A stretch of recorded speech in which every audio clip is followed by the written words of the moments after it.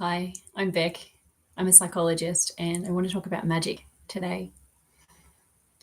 Magic is simply a command over your reality. It's simply you embodying enough of yourself that you have complete embodiment in every given moment. You are completely present. You have brought enough of yourselves, selves locked in past, future, back into the present moment that you have full command. So I think the problem is when we speak about magic, manifestation, quantum jumping, all the things that seem magical, they're not spoken as much as felt. And it's a felt embodiment of how much of yourself can you bring to any given moment. Then the magic is simply an unfolding of reality without the misperceptions and illusions and limited beliefs getting in the way. Magic is really our natural state. We just get blocked from having that command of reality, which is just enough self that you bring to each moment. And I think historically, we talk about witches.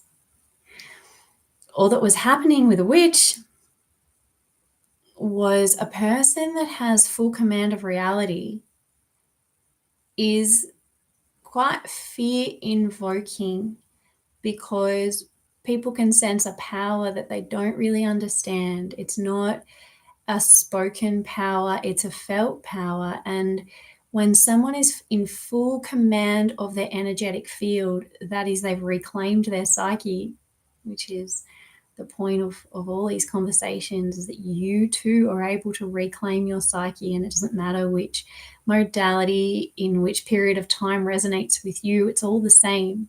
From the Hermetic texts through to Toltec sorcery, through to modern day psychology practices.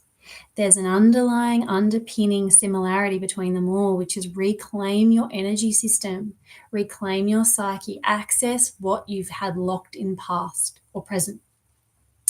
Future. Anxiety is parts of ourselves that we project forward. And doubt and uncertainty are choices that we make in the present moment when we're not fully embodying the present moment.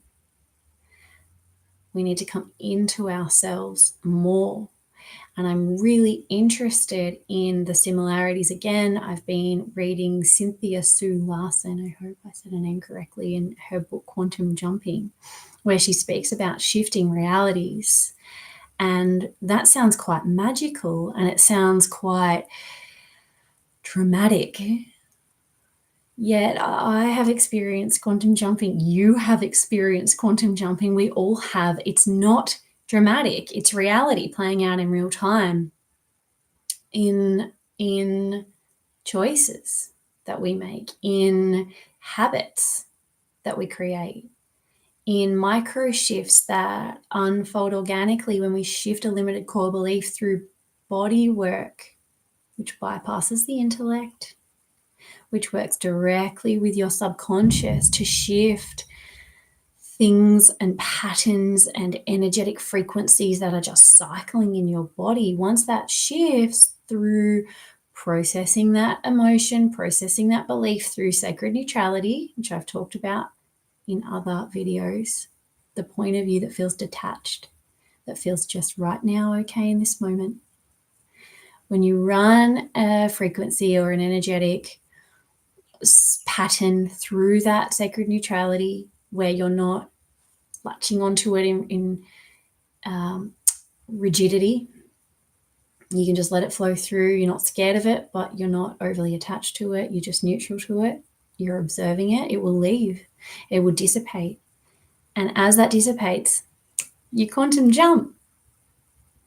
You quantum jump to a reality where it's not true for you anymore. And this is a process that is happening all the time. And sometimes there are actual little subtle, they're always subtle. We think magic is this big, grand dynamo experience. Magic is simply in complete command of reality. And sometimes it's like, actually, most of the time, not all of the time, it's like, oh, I actually knew that. There you go, that was there all along. And it sort of feels,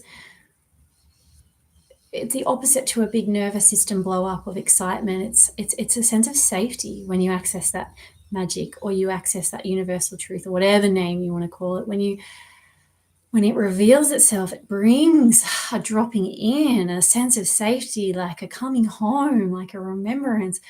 Oh, I get it now. Sometimes there can be a lot of grief with that.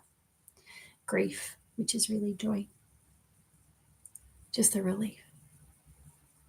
When we re-access the magic that was always there under all those beliefs, perhaps when we quantum jump, or whatever you want to call it, into a reality where that belief that held so much power and so much pain no longer exists. And what I've seen, and we'll see again, I'm sure, and we'll hear about again, are subtle clues that you've quantum jumped. You will notice colors are brighter. Your sense of smell will become heightened.